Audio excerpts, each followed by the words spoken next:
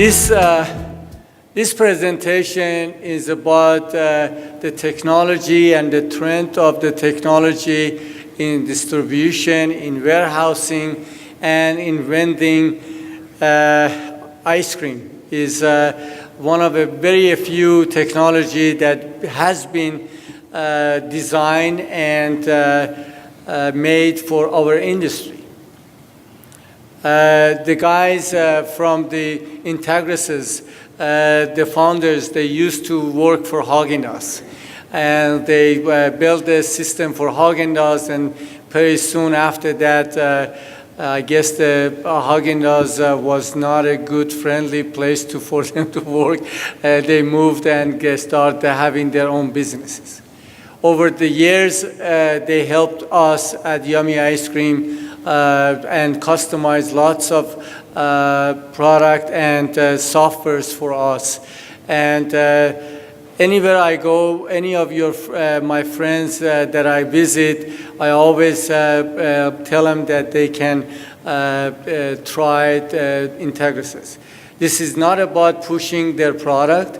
This is not about putting one vendor on a stage. It's about technology. And you don't have, this is not about them. It's about what you could do. Where is technology today for our industry? So please join me to welcome John and Peter.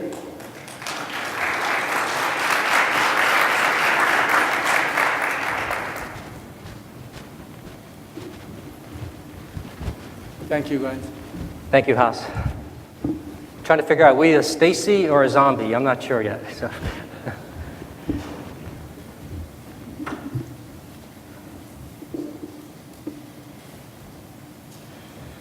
So good morning. How's everybody doing? Come on, energy, energy. Come on, some energy. I'm Peter D'Angelo. I'm the managing director. I'm the guy with the hot air balloon joke. I'm privileged to have John Toohill with me up here. He's our director of sales and marketing. And Haas and the whole organization, I think they do a great job every year bringing us all together to share ideas and to learn from each other. So a round of applause for Haas and the association. We kindly ask if you have questions. I guess we'll try to entertain them if you shout them out, but it might be best to hold them towards the end. And you're more than welcome to come down to visit our booth. But as Haas said, we're not focusing on IntegraSys here. We just want to highlight some trends in the industry, as well as some trends in technology as they benefit our industry. I'm proud to say, and we've been blessed, that IntegraSys has been in business for 20 years. We always like to say computer years are like dog years. So 20 years in the computer industry is probably like 100 years for any other company. And we really have been blessed. We're pleased and happy to have some of you as our customers. And we've all seen a lot of things over the last 20 years. I've personally been involved in the industry for over 30 years, and we definitely have seen a lot of change. The basic tenet of what we do is deliver ice cream and frozen dessert products to the retailers and to the food service industry, and that hasn't changed. How we go about doing it and how technology has impacted that is really what we're focusing in on today. Okay. You can tell I was a little leery about following the keynote speaker because this is a professional paid speaker that comes and does this for a living, and now you got a bunch of guys here, computer geeks, that have to come up and talk to you, so excuse us for that. But DSD has come a long way. But before we go into the technology trends, we just wanted to take a step back and talk about how we got to the point that we are at. Let's go get my cheat notes over here.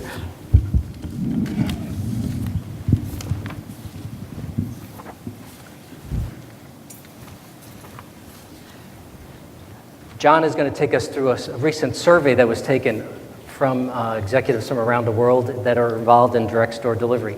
How many here are in the DSD arena? Raise your hands, please. So hopefully it looks like the entire room. So can we count them all? Just kidding. So before we go to the first question, how many of you that are in the DSD arena plan to stay in the DSD arena? Good answer. So good. The majority of the room is invested, as you should be, in this industry. So what did the survey say, John?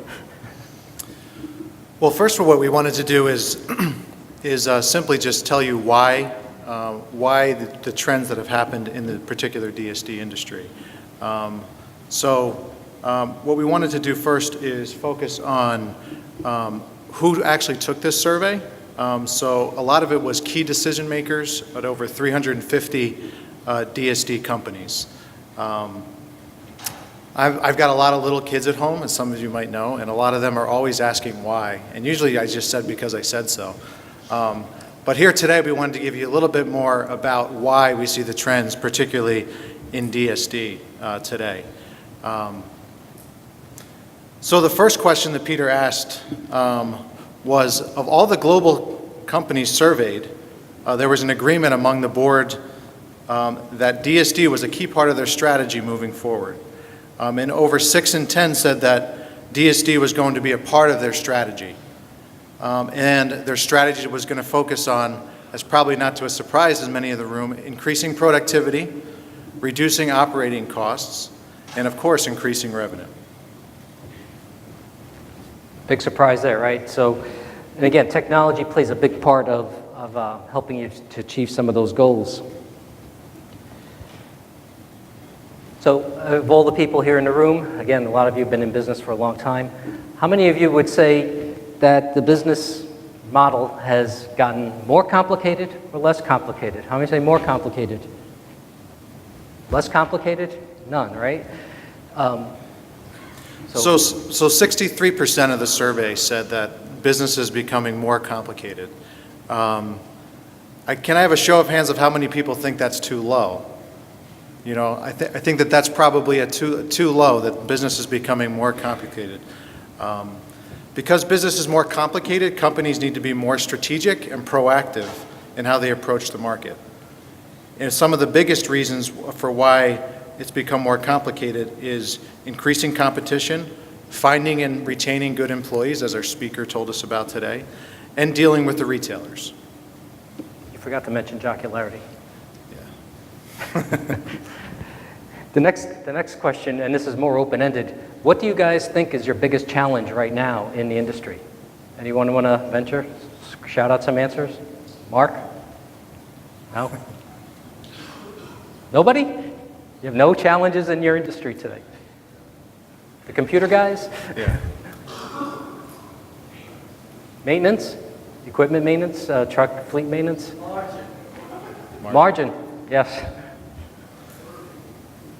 Order picking, yes. Well, the number one answer was that over half see dealing with the retailers and customers a significant challenge to their business. And again, I think some of us would look at this and say, why is this number not higher? But this was the answer.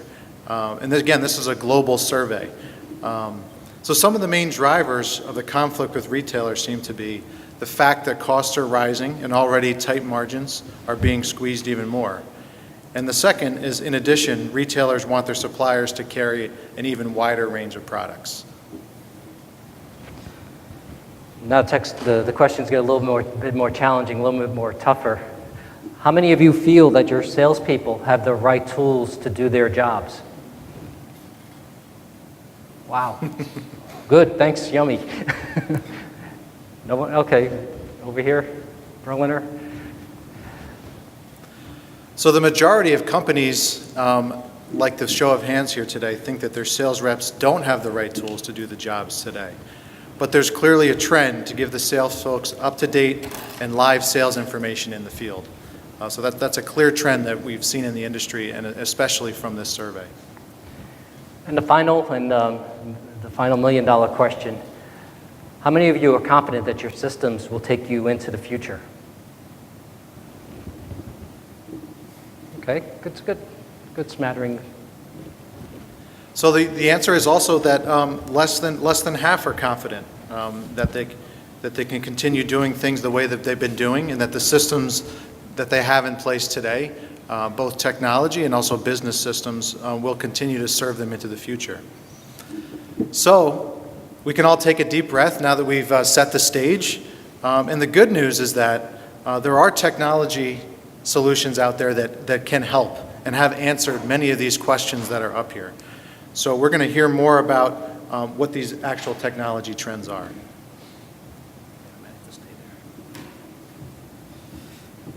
So what's the first thing when we talk about technology and DSD? What's the first thing that comes to mind? About mobile handheld computers. Let's go the wrong way here. How many of you guys remember this thing? All right, this was our mainstay in the 50s, the 60s, and the 70s, the good old route book. Everything you needed to know to run your route was right here. So as the 60s and 70s progressed, we moved on to the beloved brick. Didn't have a heck of a lot of memory, a small screen. Then we had to get another. Yeah, anybody want to run up and come and get them? Come on up. As we went into the 70s, 80s, and 90s, the screens got a little smaller, maybe a little bit smaller form factor. And today, the prevalent form factor that we see today in mobile technology is the Windows mobile device, which is a color, runs Windows Mobile. And some of you might even have unknowingly devices on you, and that's either a smartphone or a tablet. And we're seeing a lot of that taking over the marketplace, the move to consumer goods. And again, the driving force is the larger screen size. You have more memory, faster computing power, so you can get in and out quicker. Remember our speaker this morning, you want to collect those $5 bills as quickly as possible.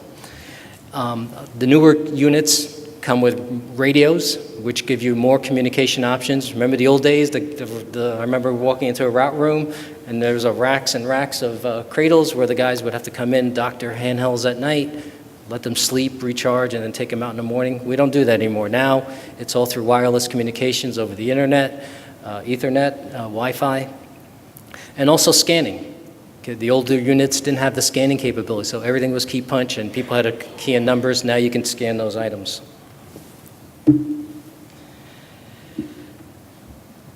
So these new units allow us to do a lot more things when you're out in the field.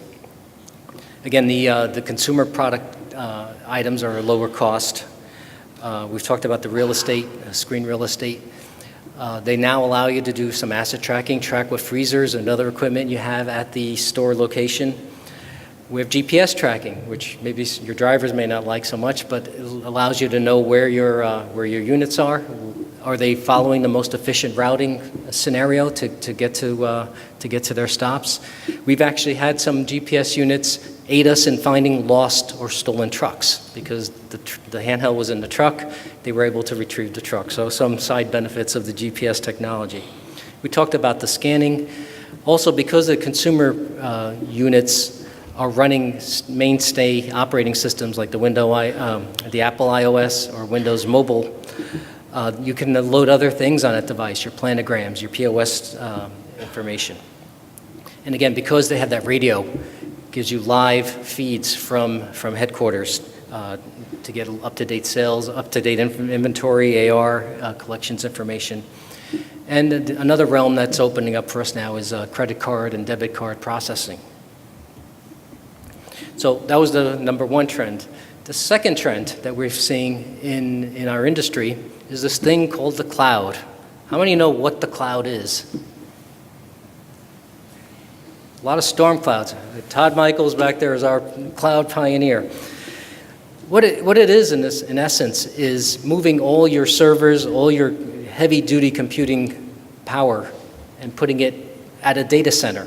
Hopefully a data center that's secure, that's well protected, that's backed up, has redundant power, redundant internet access, essentially giving you that 24/7 access without having to maintain that expensive equipment in your own office and possibly have to keep a a high-priced IT professional on staff to manage that and keep those things up to date, because it is a daunting process nowadays to keep a server up and running. It has to be backed up.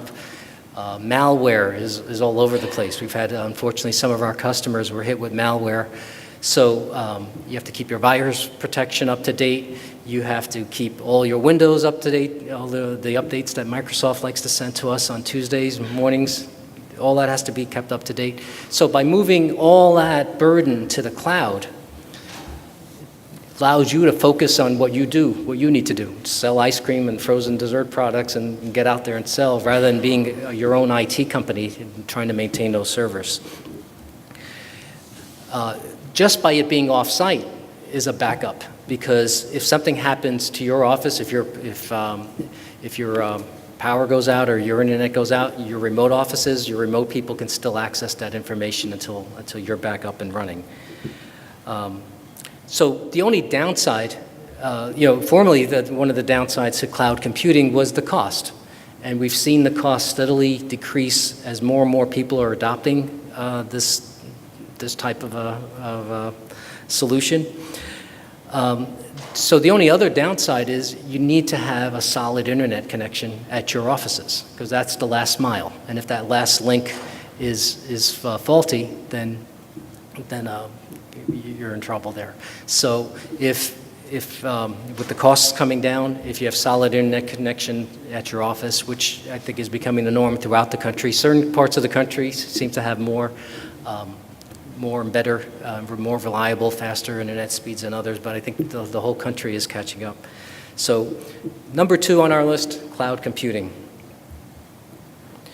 Number 3, this is really a trend that started maybe late 90s, I want to say, and it's called electronic data interchange, which is basically the sharing of your data in an electronic format with either your retailer, your vendors, or your other partners. And the nature of the data is sent electronically, computer to computer,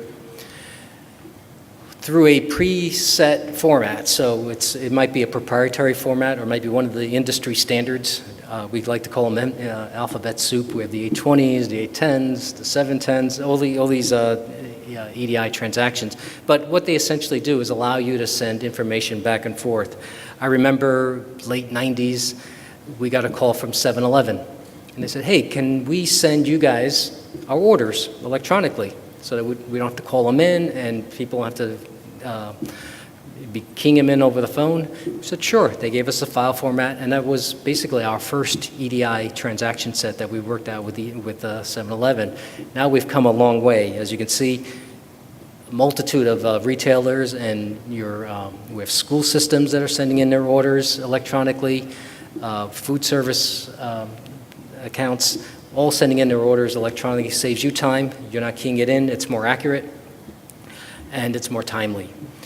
You're sharing sales information with your partners, with your vendors. Inventory levels are key. Some of you, I won't make you raise your hands again, but some of you do maintain your own warehouses. Others of you, you utilize third-party warehouses to manage your inventory. So this is key, to send that inventory information, those load orders, those pick slips back and forth, confirmations, receipts from your suppliers. Assets, another big EDI topic of sending asset information back and forth, particularly with your partners. I'm talking about the Unilevers of the world, the Dryers of the world, the Wells Blue Bunnies of the world. Payment processing. If you guys are dealing with large retailers, Walmart, Target, 7-Eleven again, a lot of them are sending in their payments electronically. So you want a system that can accept that payment information and post it to your account, so it makes your accounting more streamlined. And finally, sometimes it's a dirty word, but scan-based trading. For some industries and some sectors, some parts of the country, it is a fact of life. And you need a system that can not only keep track of your warehouse's inventory, your truck inventory, but now you also have to keep track of your own inventory that's sitting on a retailer's store shelf. And what scan-based trading does is it's a consignment inventory process where You're dropping off the product. It still belongs to you. You don't pay for the product until it's scanned at the cash register. So it's very EDI heavy because a lot of the information has to flow back and forth. So have I scared any of you guys yet? And again, if you have questions, we can address them a little later on, or come see us at our booth. Our speaker before talked about one of the most profitable companies in the world, which is Amazon. How many here, I don't have to, again, raise your hands. We're all accustomed to going online, placing orders, checking the order status. When's that order going to come? Maybe it'll come in that hour. Maybe it's coming next week. So it goes without saying that your customers, why can't they have the same experience with you? And we talked about one of the survey questions was, improving that relationship with not just the retailers, but with your other customers. So why not give them a portal where they can log on, place an order, check how many times do they call and say, hey, we can't pay you until we get another copy of that invoice. Well, have them sign on and have them reprint that invoice themselves. Let them check their balances. See what assets you think they have, and maybe hopefully they concur, or they can alert you that, no, we don't have that freezer anymore. Maybe check their delivery schedule. I mean, the possibilities are endless once you open up this portal to your customer. So that's a definite trend that we're seeing in the industry as well. And then finally, last but not least, and I don't know which order we put these in, but the most obvious order to the most impactful one. We've all been, because of these mobile devices, we had been collecting a ton of information. As John mentioned, 59% of managers and executives said the amount of data that we now collect exceeds what we can process and act upon. So there's a lot of data in there, and there's a lot of gold mined, a lot of nuggets in that data that we can't see because of the forest. So we have GPS information, delivery time stamps, what the customer ordered, what was versus what was actually delivered, service compliance. We're even tracking weather conditions now and traffic data. All that is useful information that can help you take cost out of your process of delivering product to your customers. And there is technologies now available that will take that, what's called big data, and allow you to access it easily, give you more flexibility in reporting on that data, create these dynamic scenarios. All those things you're thinking about in the middle of the night when you wake up and you're like, oh, or when you're driving into the office. I know Mark Santini the other day, he was driving into the office and he said, how come ice cream sales go down when the Dallas Cowboys lose? And how come ice cream sales go up when the New York Giants win? Which happens to happen more often than not. No? Oh, sorry, am I in the wrong room? Anyway, all those scenarios that you guys are thinking about, with the right technology that allows you to access this big data, those answers will come a lot quicker through these ad hoc inquiries. Guess I know now never to pick on the Cowboys or the Giants, huh?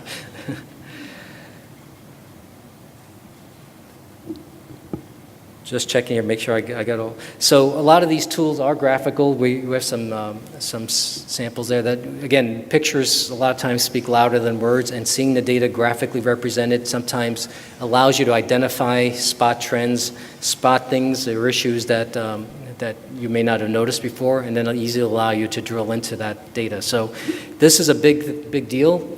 Again, I don't want to get into the political realm here, but I think big data analysis was one of the key success factors for Trump in winning the election.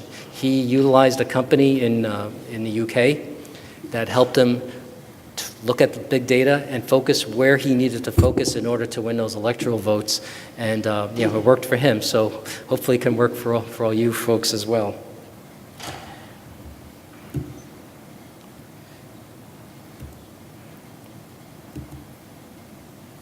It was a lot easier when I was sitting there watching the guy fumble with the slides. And so where do we go from here? So where do we go from here is a good question. We've just scratched the surface today. We only talked really about DSD technology. There's other things we could talk about as far as warehouse management systems, and Peter touched a little bit on third-party warehousing, pallet and lot tracking, human resources, payroll, document management, financials, and how do I figure out how profitable each truck is. So we'd love to spend more time with you. Again, this is not a plug for what we do, but I think we've had some time to study some of the trends in the industry to see where the industry is trending. So we hope to talk with you, and should we take some questions now? I don't know if anybody has any questions. We'll be happy to answer them. But before we close, again, from the bottom of my heart, I want to thank each and every one of you. A lot of you are friends. We've worked together in one shape, form, or another, and we've really learned from each other. It is a partnership that what we're doing. We have to work together to help solve, the technology guys. Unlike the hot air balloon story I told before, we do have to, management and the computer guys have to work together if we're going to be successful. And again, we're proud to be part of this organization. We're proud to be here. And again, just thank you from the bottom of our hearts. Thank you.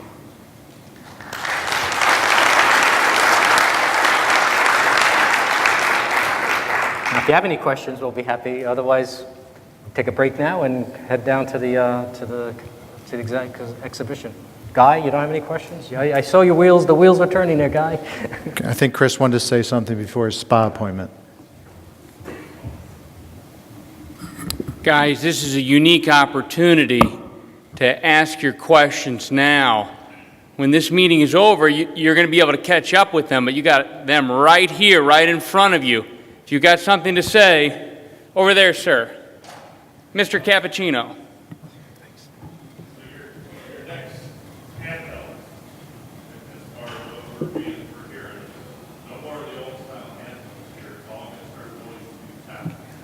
The question was, are the ruggedized handhelds dead, and is everybody moving over to the tablets? Very, very great question. I don't see the ruggedized handhelds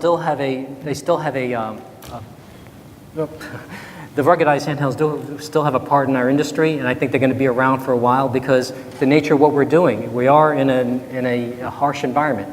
It's cold, things are getting dropped, and as you know, my daughter had her iPad for about half a day before she cracked her screen. So yeah, you could buy the outer boxes and some add-ons that'll make that device a little bit more rugged.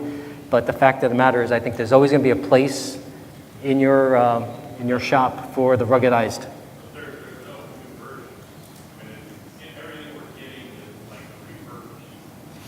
True, but there are ruggedized versions of comparable to the tablets and to the smartphones. So more on the Android platform than on the Apple platform, because that's an open market. So the Androids are out there, and they are more rugged. The jury's still out on reliability because it's an open platform. Some of those things they're still working out. Anybody here have a Galaxy 7? So they're still working out some things, but I think for the foreseeable future, you're going to see both. It's not one size fits all. You're going to see the tablets have a definite advantage, particularly in the pre-sale area where it isn't maybe as harsh, or with the ruggedized protection of the armor around it for your delivery guys. And then some people still prefer the scanning. They think some of the drivers, we've had to wean some of the drivers off of the older handhelds because there's a lot of them operate them without even looking at the screen. Just go, oh. So to get them moving along, it's a challenge. But I think there's room for both, and I thank you for that question. Just one clarifying comment is that they actually still do manufacture the ruggedized mobile devices, and you still can buy those brand new, and they'll support them for 3+ years, and so that's still a solid part of the Honeywell and Motorola or Zebra, who are the main manufacturers. But ruggedized devices aren't going to be going away for the foreseeable future, and they're available both on the refurbed as well as brand new. So and you know what, some people feel differently about that. Some people they like the fact that things are still rugged, and they work in a rugged environment, and so we expect them to be around for quite a long time. Any other questions? I think we all want to go eat. Yes, sir. And then we'll go to... Hold on one second, Bailey. You sure? Stand up so we can hear you better. My background is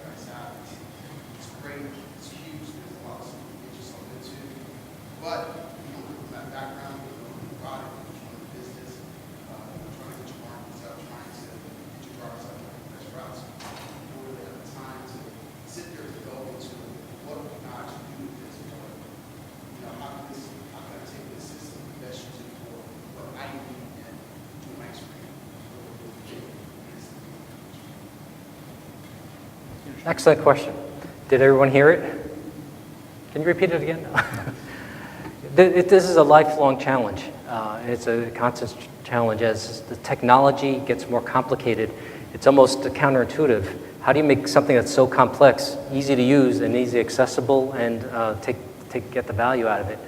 I think everyone here in the room has some familiarity with the Microsoft Office products, Office, Word, Excel. And I think the tendency is, as human beings, we tend to just scratch the surface. I'm sure all of us, we're pretty good at Excel, if that's the one you use, or PowerPoint or Word, but we're probably not using a good majority of the features that are built into that software. So there is got to be a continuous education process to help you leverage what you currently have, because it's a shame. A lot of people have things. I'm ashamed to say sometimes when I go to visit our customers, they'll ask for a feature, and I'm like, well, we have that. Well, I didn't know that.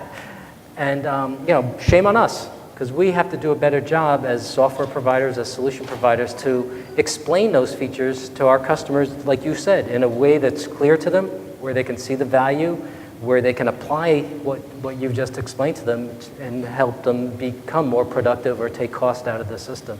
So that's an ongoing battle, and I wish I could stand here and say, well, no, here's how you solve that problem. But it's going to take, it takes time. It takes continuous education, and we just have to do a better job. I think that's one area I think all of us in the technology field can continue to learn and improve upon. Certainly with the tablets, the newer stuff, it is more intuitive, and I think our kids seem to know these things better than us. You give a kid a tablet, they're already swiping and doing things, so it comes in more intuitive to them. And I think we just have to apply that into our workforce and into what we do. But I wish I had the answer for that, but I tried. Good question. Bailey? So earlier when we were talking about the credit card process, is it, when you're talking about integrating it into a software, is it still a separate platform? Okay, the question is, how do you incorporate credit card processing into your current environment, and is it a separate platform? I think the nature of the beast is, it's a very sensitive topic, obviously. People aren't handing out credit cards to you very easily, and I think we're traveling here in Florida from New Jersey, and our card got blocked because we didn't call MasterCard to ask permission that we were down here. And well, we blocked that. We didn't think you'd be buying gas in Orlando. So, the credit card companies have a lot more sophisticated technology to block things, and you do have to use a secure platform. And I think that's where the challenge is for us is take that secured platform that's provided to you by the credit card processing, by the banks, those financial institutions, and seamlessly integrate it into the workflow of your driver as he's out or she's out making the deliveries so they can easily collect that credit card. I think right now, nobody that I know of is actually swiping a credit card when they're making the delivery. I think a lot of you have that credit card on file, and there's software and technology at the home office that allows you to maintain that to the standards. I forget what there's a governing body that regulates what those standards have to be, and you could be financially liable if you're not following that. So make sure all your T's are crossed and I's dotted if you are accepting credit cards right now. But again, another challenge is we're not in an industry without challenges. That's what keeps us driving and keeps making us get better and improving. So those are probably the two best examples of challenges that we have. Any other questions? Okay, let's give Jonathan and Peter a wonderful round of applause. Thank you. Terrific. Great job.